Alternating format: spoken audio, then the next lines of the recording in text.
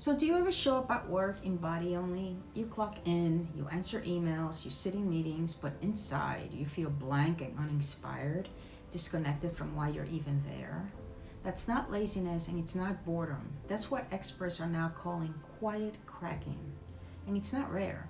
Studies show that more than half of employees are quietly cracking at work. And 1 in 5 say that it happens regularly. So quiet cracking is the slow, silent erosion of motivation. It's when you start losing energy and focus little by little, often without even realizing it, until one day you notice you're dragging, you're dreading going to work, and you're checked out, but you can't really explain why. It may show up as feeling disconnected from work, zoning out during tasks, or sensing an unshakable feeling that this isn't it. But you can't just quit. And while it feels personal, the roots are actually systemic. Job insecurity or financial pressure that keeps you stuck, poor leadership that doesn't recognize you, stagnant growth, or repetitive work that kills your momentum. Millions of people are in this exact spot right now. So quiet cracking isn't a new problem. It just finally has a name. I experienced it years before I burnt out. And back then, I thought I was the problem. I kept thinking it was my approach. But in reality, I was already cracking. Here's why it matters. Quiet cracking is often one of the first signs to burnout. First, you crack, you slowly shrink back, you disengage, you lose confidence.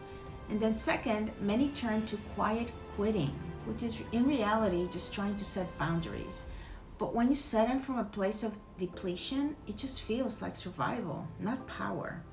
And if nothing changes, this leads to burnout, exhaustion, anxiety, even illness. Quiet cracking is your early warning sign. It's your mind and body whispering to you that something has to shift soon. So how do you start reclaiming your spark and taking your energy back? Number 1, name it without shame. You're not broken, you're cracked. Awareness is step 1.